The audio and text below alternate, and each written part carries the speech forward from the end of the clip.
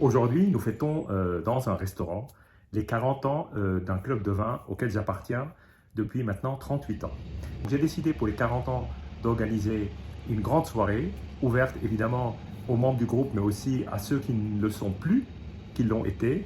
Donc j'ai réussi, avec l'aide évidemment de mes amis, à réunir une vingtaine de personnes. Nous serons très exactement 22 personnes, euh, évidemment avec des conjoints pour la plupart. Et nous sommes reçus par Francesco. Francesco est un ami que j'ai connu d'ailleurs grâce à cette chaîne, figurez-vous. Cette chaîne permet aussi de créer du lien, puisque Francesco est un des spectateurs et auditeurs assidus de cette chaîne YouTube. Et j'ai donc eu l'occasion d'échanger avec lui au travers des commentaires, et j'ai fini par aller dîner chez lui il y a maintenant quelques temps, et maintenant je deviens un habitué de son restaurant Calabrais, qui se situe à Malakoff, au sud de Paris, et où on mange absolument de manière incroyable. En plus de goûter des vins italiens qu'on ne connaît pas, des vins italiens qui sortent des sentiers battus et qui parfois procurent des joies tout aussi grandes, si ce n'est plus grandes, que certains grands noms de la viticulture italienne. Alors dans ce groupe, donc, il y a eu beaucoup de changements, comme je l'ai dit. Il y a même des vignerons qui ne l'étaient pas, dont un, François Collard, qui est aujourd'hui le vigneron du château Mauque de Grès en Costière de Nîmes, qui est un des Mauque de Grès, c'est un des domaines phares de l'appellation. En tout cas, il a énormément fait pour cette appellation, pour l'élever au même niveau que certaines très belles appellations du Rhône-Sud.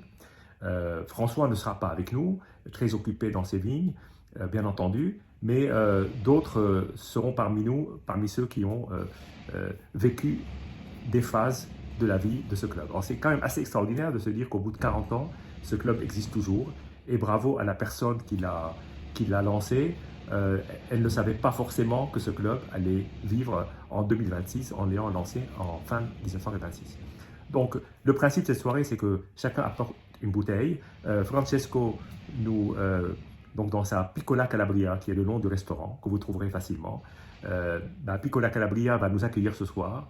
Nous allons avoir deux grandes tables, et puis il y aura des vins apportés par chacun apportant sa contribution pour partager. C'est-à-dire, il choisit un vin, pas forcément un des plus grands vins du monde, c'est pas le but. Ce ne sera pas un concours de beauté, de premier cru et de grand cru Bourgogne. C'est plutôt l'idée de partager des vins qui nous ont marqués à un instant donné dans notre expérience de dégustation et que nous souhaiterions partager avec le plus grand nombre. Alors, moi-même, donc j'ai choisi quelques cuvées, bien entendu. Il y en a une, évidemment, la cuvée phare que j'apporte, c'est un vin rouge. Il y aura 5 blancs et puis le reste, ça va être des vins rouges, une dizaine de vins rouges. Alors, j'ai pas choisi un Bourgogne, j'aurais pu parce que c'est ma tendance naturelle. J'ai pas choisi non plus un vin de Vega Sicilia ou un vin de Priorat, qui sont souvent les vins que je partage. J'ai voulu revenir à un grand classique parce que 86, à cette époque-là, j'ai dégusté beaucoup de vins de Bordeaux, un peu de Bourgogne, et j'ai commencé à apprendre les autres appellations au travers du club, puisque déjà à l'époque, nous dégustions des vins de Gamay, de Syrah, de Grenache, etc. Et nous avons commencé à connaître, j'ai commencé à connaître par le biais de ce club, des appellations qui n'étaient pas du tout sur mon radar. Donc là, je reviens à Bordeaux. Je reviens à un des coups de cœur de Bordeaux, qui est le talent de la grandissime vigneron qui s'appelle Crisny Valette. Crisny Valette a donc dirigé Trollon Mondo jusqu'à son décès, malheureusement assez prématuré.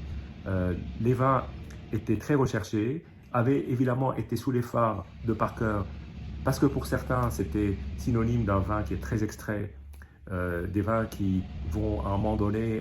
alors les critiques positives disaient, voilà, on a un vin qui est une grande puissance, et c'est ce qu'on recherche, surtout aux États-Unis où il y avait la course à la puissance avec les vins californiens.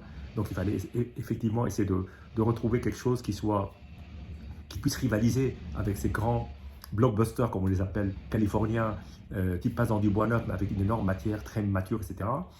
Certains ont critiqué cette approche-là, celle de Parker, et aussi les domaines qui l'ont suivi.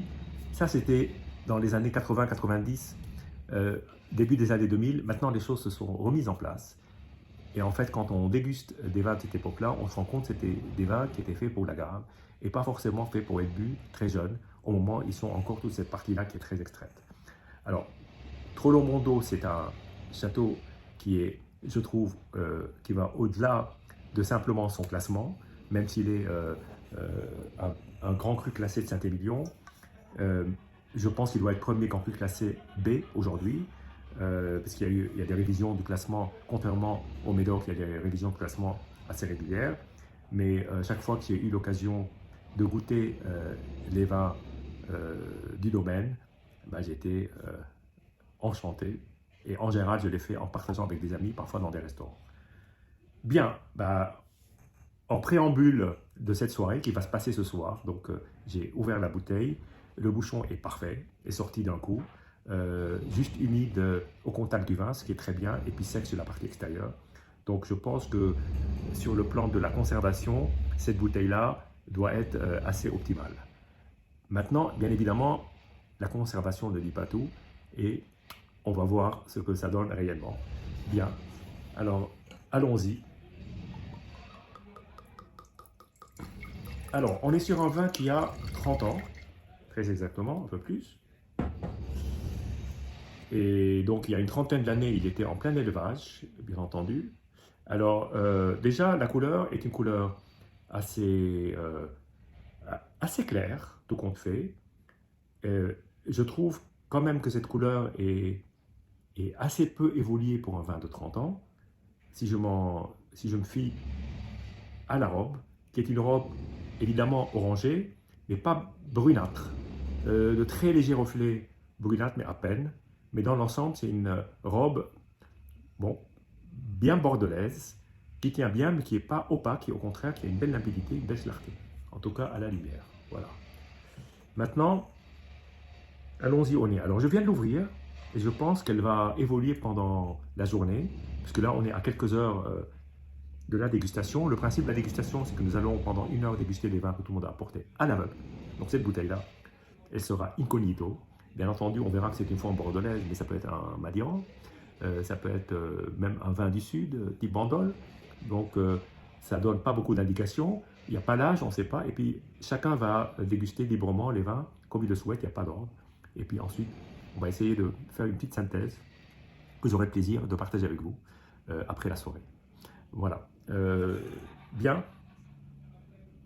Je ressens du cassis, de la violette, floral violette, oui.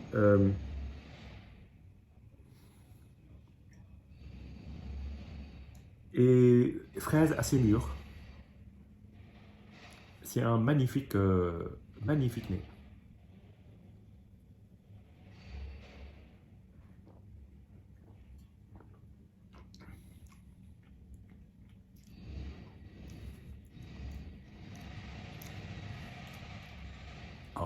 L'attaque est absolument fabuleuse. On est sur un vin qui est... qui a dit que c'était des vins extraits, blockbuster, qui vous boxent quand vous les buvez, qui sont, comme diraient les Américains, overwhelming, c'est-à-dire quasiment jusqu'à la saturation. Là, on est tout en finesse, tout en finesse. Et c'est assez surprenant, le vin est encore d'une vivacité et d'un actuel qui est incroyable.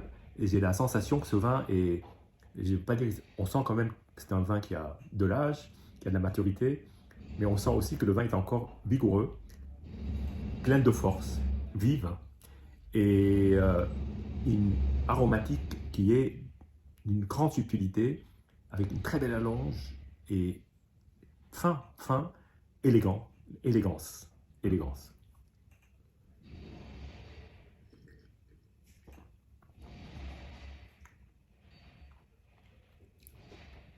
Il y a un côté salin qui revient, il y a une assez jolie acidité, avec en fond de palais, un côté très légèrement champignonné, jus de viande, réduction.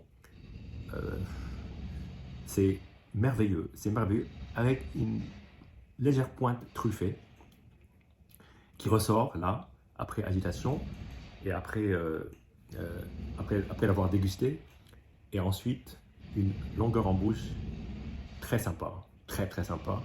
Ça, en tout cas, donne vraiment envie de déguster ce type de vin.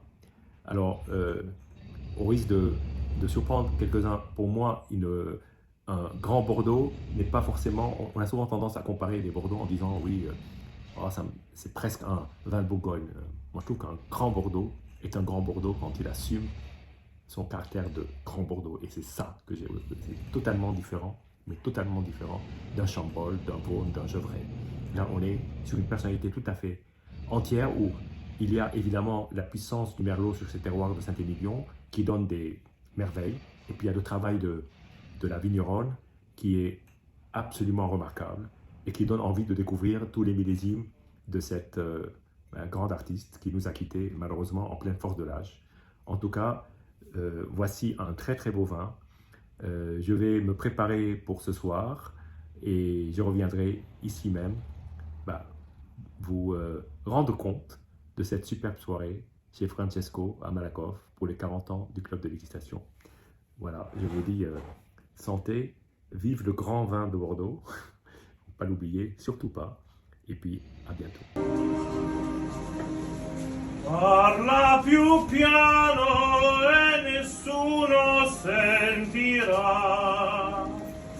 Il nostro amore lo viviamo io e te.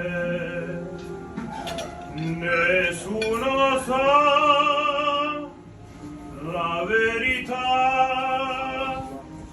neppure il cielo che ci guarda da lassù. Insieme